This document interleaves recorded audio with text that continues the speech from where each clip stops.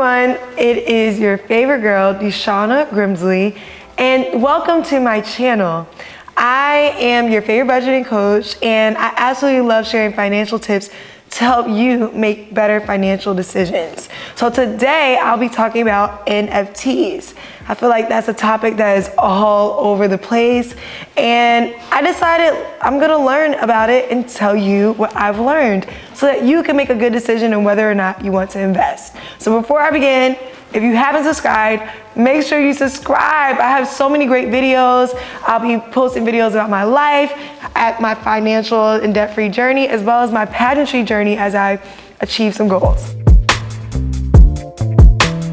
Get your hand out of my pocket!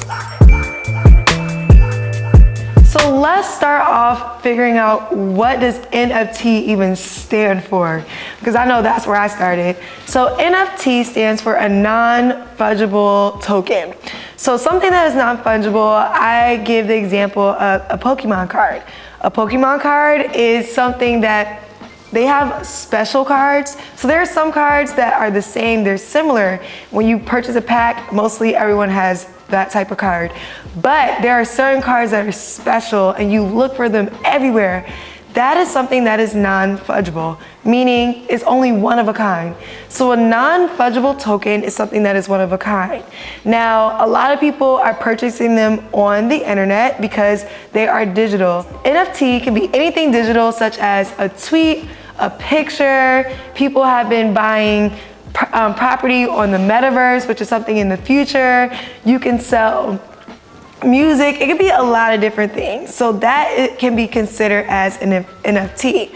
But the question is, how do you purchase an NFT? Well, you have to have cryptocurrency. A lot of different types of cryptocurrencies carry NFTs. But the one that we're going to talk about is Ethereum. So Ethereum is one of the more popular cryptocurrency that people are using to purchase NFTs. And what happens is, when you purchase an NFT, it's tracked by a blockchain.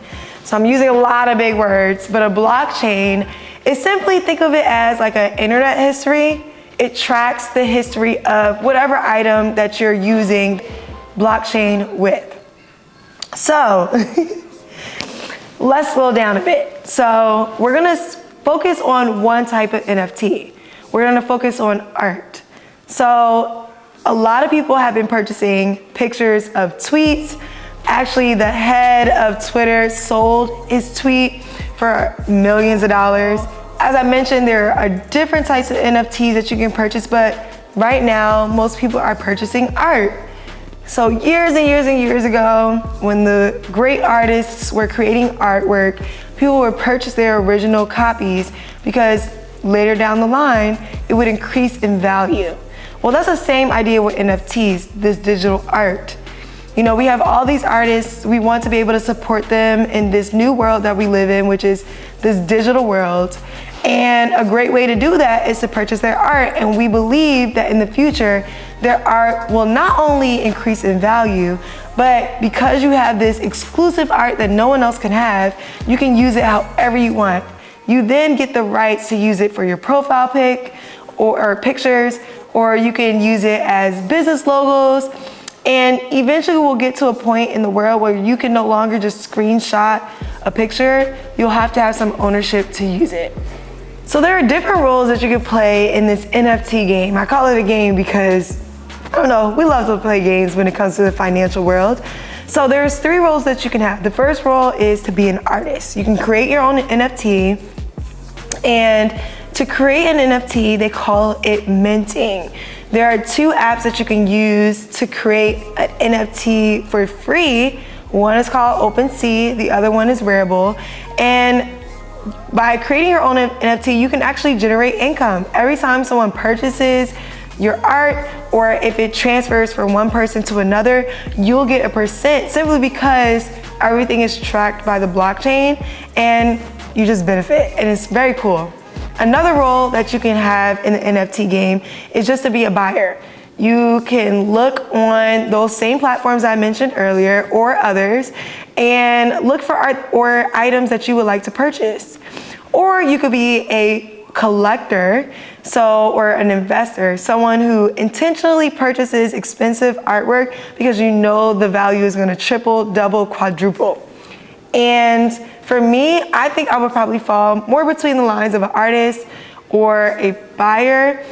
I'm not ready to invest a lot of money yet. So the question that I was posed earlier was, would I invest in an NFT? Now, if you've been following this channel, you know that I am extremely passionate about becoming debt-free. I have a little bit over $40,000 in student loan debt, and I'm working to pay that down. So I'm really trying to put my money towards places that I feel like will generate me an income or a return that can put towards my debt so I can kill my debt, because I don't want to be in debt anymore. So I believe that NFTs are profitable.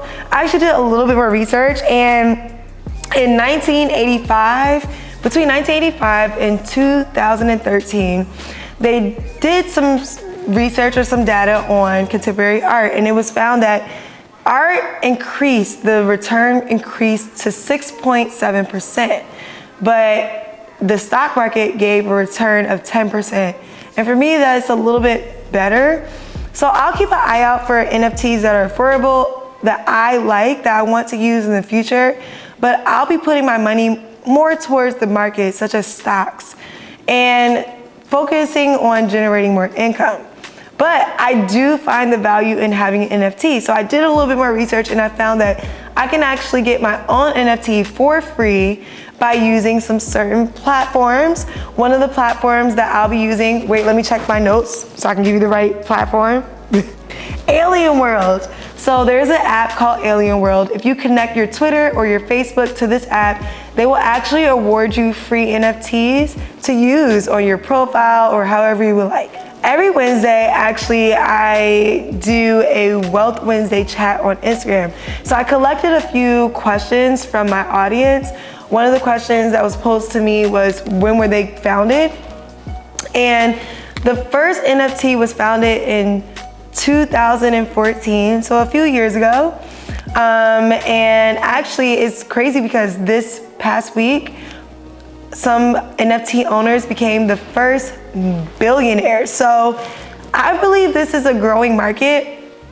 And as I mentioned, people are buying all types of NFTs, not just artwork, but people are purchasing locations in the metaverse. And I think it's just gonna continue to evolve as we go through these years.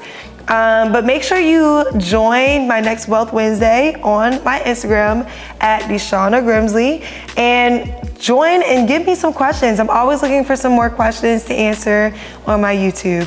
Thank you so much for watching this channel and this video. I hope that you subscribe. As I mentioned, I'll be making all types of content, not only financial advice with me just sitting here, but vlogs as I am paying down my debt and going through my pageantry journey. So I'm excited to continue to share, and I'm excited to have you join my tribe. I'll talk to you guys later. Bye.